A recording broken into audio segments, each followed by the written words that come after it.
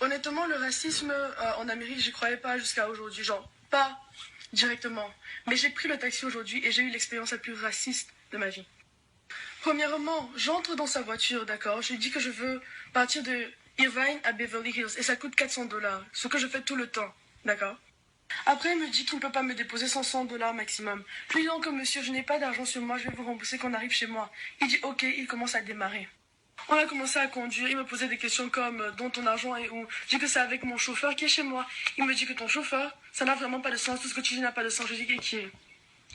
Il me dit, mais pourquoi ton chauffeur n'est pas venu te prendre? Je lui dis, monsieur, ça prend 2 heures de partir de Beverly Hills à Irvine, je voulais faire plus court. Il ne me croit pas. Deuxièmement. Après, il me dit, pourquoi ton chauffeur garde ton argent? Et c'est là où il a commencé à croire que je n'étais pas nette. Il s'est donc arrêté à 10 minutes de là où il m'a pris. Il m'a dit, descends, je ne te dépose pas. Et moi, vous me connaissez, j'ai le sang chaud. Donc, quand il a commencé à m'énerver, bien sûr, j'ai commencé à mal lui répondre, à lui parler bizarrement, à l'insulter, bref.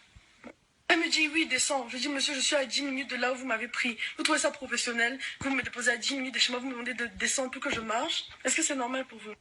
Je lui ai dit que je ne peux pas descendre à 10 minutes d'où il m'a pris parce que ça va me faire marcher. Moi, j'ai pas envie de marcher. Et c'est juste impoli et irrespectueux. Et c'est là où il a décidé donc de me ramener, où il m'a trouvé. Après, donc, il m'emmène dans l'allée où j'étais et il dépasse mon entrée. Je lui dis que monsieur, vous avez dépassé mon entrée. Il dit que non, je peux pas t'amener là-bas, descends seulement ici. Je dis ok, il n'y a pas de problème, je descends.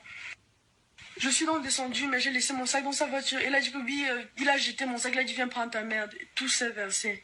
J'ai dû tout reprendre, tout nettoyer, tout remettre dans le sac. Ça, j'ai dit, ok.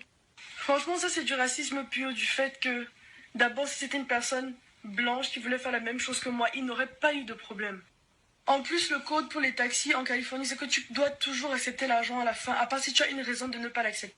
Après, comme il a appelé pour se plaindre, il a dit qu'il a une bonne raison pour ne pas me déposer, que j'ai dit une histoire de chauffeur, que tout ce que je lui ai raconté, j'avais pas l'air net, il savait que je n'allais pas le payer. Autre chose qui montre que c'est du racisme, c'est pourquoi une fille, en Amérique, une fille noire ne peut pas avoir un chauffeur et de l'argent pour payer ce genre de frais. Il assume que je n'ai pas ce genre d'argent. J'étais vraiment énervée parce que je n'avais vraiment pas envie que la même situation se reproduise avec d'autres personnes. Et je sais que c'est quelqu'un d'aigri et quelqu'un d'un peu raciste. Quand il parlait avec Mina, il disait des trucs méchants, genre tais-toi, tu es conne, blablabla. Et aussi, elle lui a dit que c'est du racisme et il a dit, ah, tu es l'une d'eux. Like, what are you doing? Are you stupid? On a tout raconté à son superviseur. Je pense que maintenant il est en congé. Ils nous ont demandé de rappeler dans une semaine pour voir. Quand même, ce qui est bien en Amérique, c'est qu'ils prennent ça très au sérieux. Genre, personne ne peut te traiter mal sans avoir des conséquences. C'est ça qui est bien, quand même.